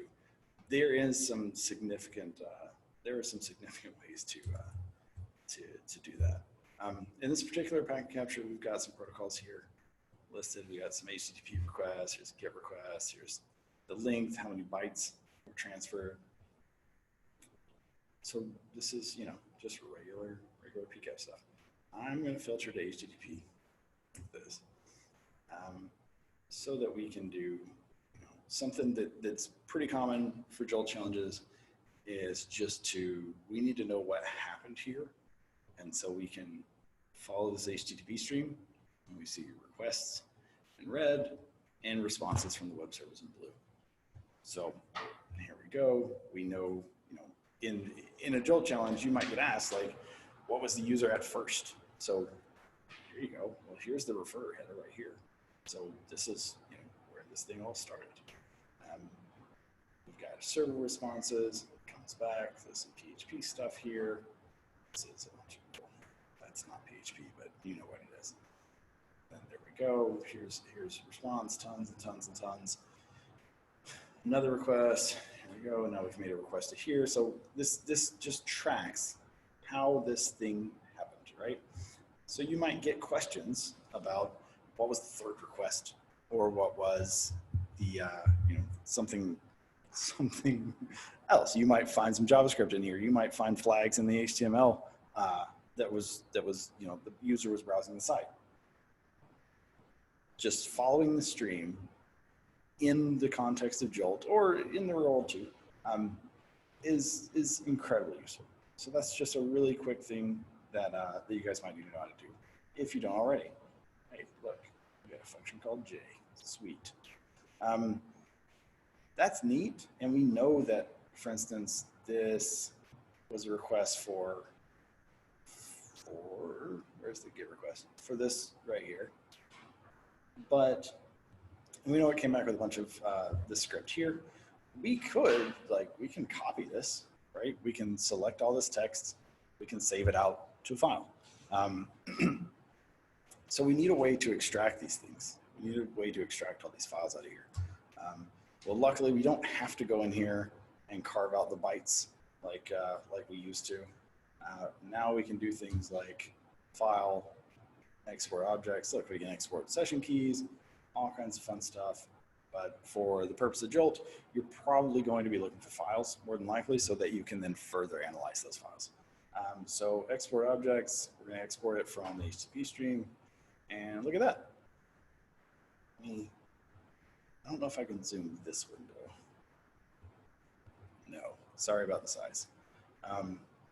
So from here, we see, look at there, we've got, so the file names by default in Wireshark are named the, whatever the URI was, whatever the file in the GET request was. So we see we've got some text HTML that came from here. And it even tells us which packet number it was, so that if we wanted to switch back into the Explorer view there, we can go dig directly into that specific packet and see other things about it. That's cool. We've got, so this is application code. So these, I mean, maybe they're binaries, I'm not sure, but we can just save them all, just like this. I don't know, yeah, sure, let's try that.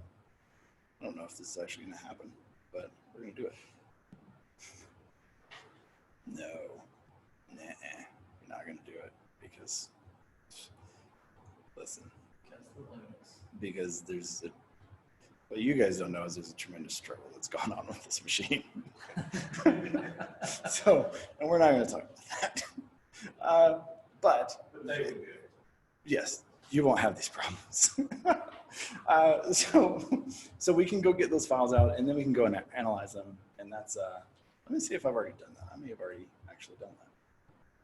This other thing over here.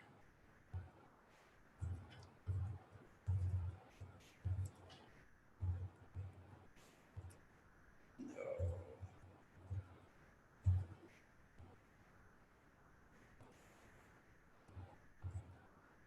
Where am I even?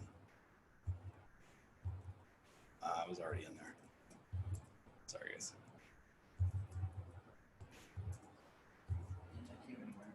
Yeah, I'm not. Listen, I never said I was good at stuff. All right. So, come out like this. This is actually an extraction from Zeek, but you can then, you find out what they are, right? These are a bunch of jar files by running file on them. Can you zoom in on your? Yeah, maybe. Full screen, how about that? Maybe. Full screen again. Still full screen. Oh, not full screen. Anyway.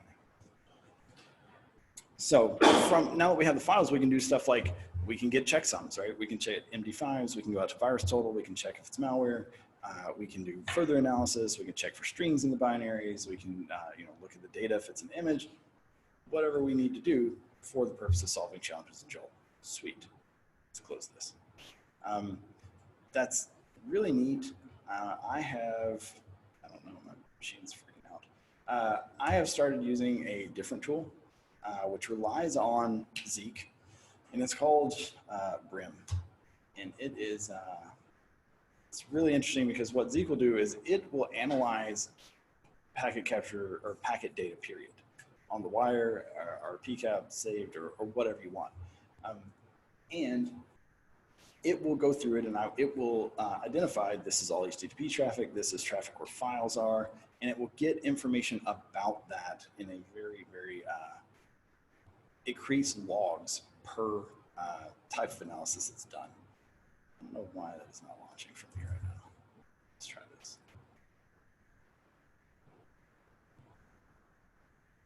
Yeah, we're not going to update right now. Yeah, so. Let's hide this left side over here. And let's look at this. So this is kind of like, it's a little more easier to use. The filters work similar to the filters in the search queries that I was using in Kibana earlier.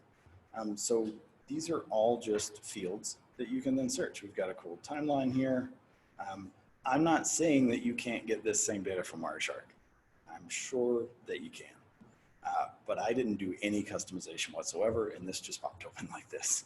It woke up like that, and so we've got it right here. It tells you this stream here was executables. Here's some files being transferred.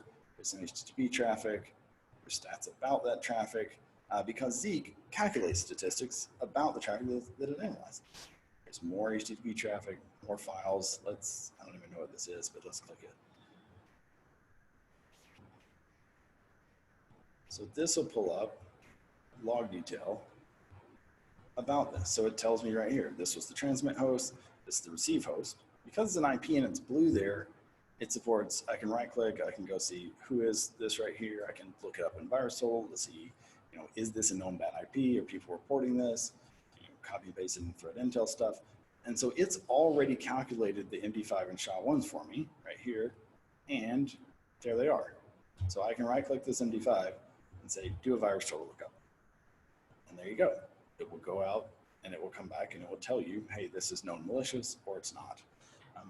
So this, if you're intimidated by Wireshark and you want, an easier way to look at this, and you like the colors, you want to be able to query it in a more standard style language than what the Wireshark filters are. Not that the Wireshark filters aren't great, because I'm sure they are. I've done a lot with them. But you guys, Chris and Tommy, when you use Wireshark, do you go look up the filter syntax almost every time? You almost have to. It's unforgiving. Right. So this is a little bit easier to deal with, and it is fairly new. Their website is brimsecurity.org. I've heard it called the GUI for Zeek that we've always needed, because Zeek analyzes this traffic and it creates log files based on its analysis, and this reads those, and it's great. Now, with that being said, that's cool, but I just said that we're creating log files. Well, we just looked at a bunch of log files in Kibana.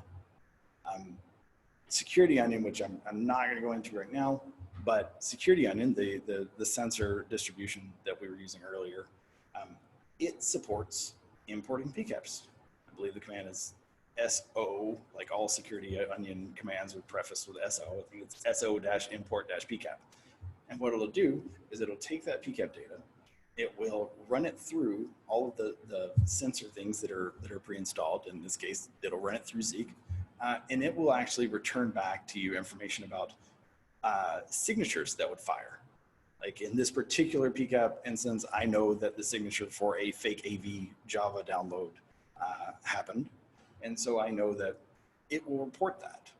So it's kind of like having a time machine with your PCAP. You can say, okay, it'll flag it. It'll say, we looked at this PCAP and we know that it matches the signature of a fake AV drive-by download attack. That's really cool information. That's like having a time machine almost, because you may not have full packet capture in place at the time or whatever, or somehow you might have this data, but you didn't have an IDS there at the time, or you didn't have an IPS, you didn't have a firewall or whatever. Well, now you can take that historical data, run it through, and get those signatures and alerts that would have fired at that time. And that is, to me, that's pretty interesting. I haven't done it a lot. I did it with this as part of an exercise at work, which was neat. And I don't know if a lot of people know that that's even possible. But now you know, and now you've got at least a few different ways to solve PCAP challenges at JOLTed. All right. Any questions about that stuff?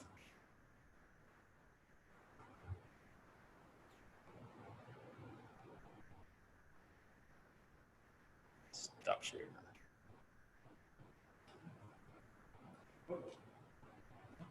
So this is your chance to ask any questions. It can be about these topics. It can be what you'd like to see more of.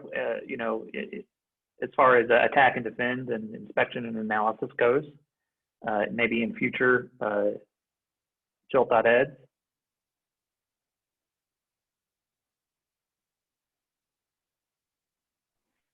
Y'all are just that good. There are no questions. I mean, That's false. So we've got a question here. How do you install Zeek on a Windows platform? Or can you? And you're muted, Josh. No, I'm asking myself, why? I'm not saying it can't be done. I'm sure that it can.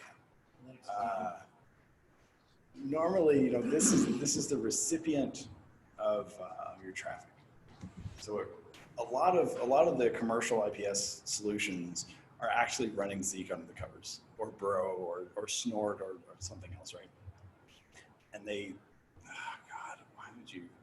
I'm sorry. Just think. I mean, I think it's probably at the from competition, a standpoint use of it. somebody wants to get going quickly and kind of dig into something, learn about it. Is that I'm is sure that that there's a possible, guide. or would you have to do a lot of work to get that going? Would it be better to do it maybe in a VirtualBox or?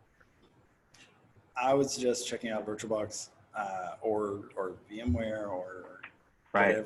whatever your preferred virtualization method is.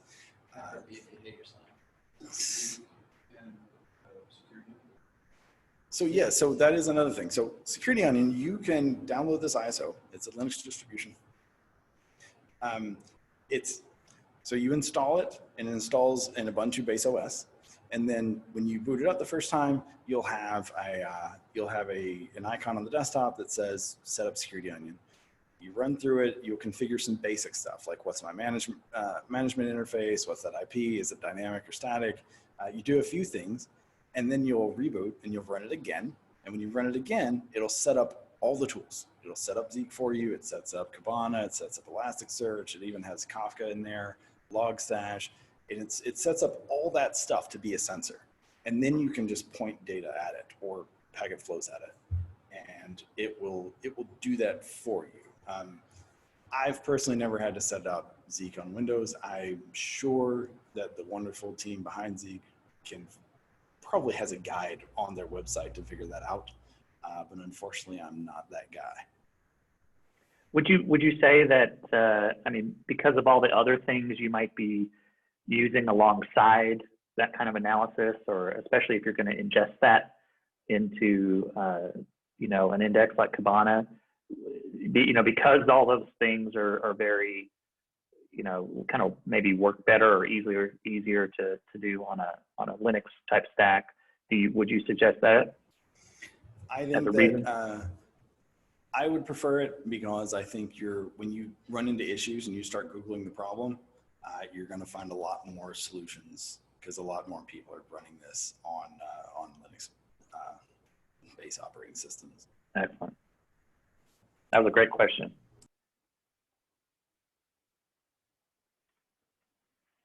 Any other questions? I did not expect that question. Is there some sort of prize for like surprising a game master or something like that? It should be. Struggling game master. Right. Struggle bus. One of the things I've been thinking about this whole time is, why do we teach people or want to show people how to hack things?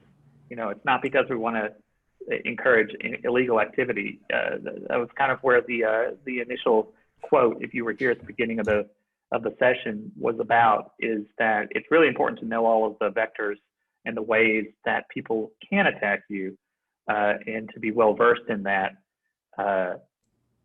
And that's why we make that a cornerstone of our game, is that learning that stuff is fun, is more fun in a game setting. But then what we want you to do then is turn it around and use that information, that experience you gain from JOLTed or from sessions like this, to look at your own systems and resources and really think about, okay, now that I know how I could do something like this, how can I prevent it? How can I defend? And I know it's, attack and obviously defense is obvious, but I really want to stress that that's why we do JOLTed, is to increase knowledge. Yeah, and a big thing out there is that these kind of if you look at the world of InfoSec, we started with a red team mentality. Blue team is much newer. We've been pen testers for years and years and years, but blue team seems to be, it's not a brand new concept, but it seems that it's flourishing now. So there's still quite a few jobs and still a lot of people that think about security are thinking about it from a show me where my holes are, show me where I have flaws and let's go fix those. From that preventative side, if I can go through there and I can poke a hole in, I can figure out how to patch that hole. But you come to it, you've got a very great point there, Daniel, where if you understand how to poke those holes and you can also figure out how to patch those holes, maybe there's holes you can't patch and you can figure out how to detect somebody else trying to poke those holes in there. That's excellent. Yeah, we don't. All right, folks, last chance. We don't. Go ahead, Josh. We don't want you to be risking your freedom. It's not worth it. Right. It's too easy. It's too easy to get caught. Yeah. And also just because it's not the right thing to do. Before we wrap up, I do want to share my screen again. We do have two more of these things. Oh, what's happening? Okay, y'all see this? Yep. All right, we've done 2. We've got 3. This is the next one. This is on October 22nd. We've got Daniel Spillers back again as our moderator. We're inviting Nick Seward back, who was from the first session, to be here for this 3rd session. Josh Baugh and also Ben Allen. He's the newest Game Master, so he'll join us on session 3. And this session will be all about web vulnerabilities. So be sure to register for that one if you haven't already. And don't forget, there's a 4th session on reverse engineering with Chris Wright and Ben Allen. So be sure to register for those. Hopefully this was valuable and useful and you learned something new. There is a survey after each of these. It's very brief. I know surveys can be kind of a drag, but we do want to learn more about your experience with these, what you thought, what you liked, what you didn't, what you want to see again. So do fill that survey out and let us know what you thought. Otherwise, we hope to see you again at session 3. Big thank you again to our sponsors, Simmons Bank, the Little Rock Regional Chamber, Frost, Mainstream, Wright Lindsay Jennings, Euronet Worldwide, and First Orion. Thank you so much for attending today. Have a great day, a great weekend, and we hope to see you again soon. Bye, everybody. And don't forget to join the Discord community. That too. Thanks, guys.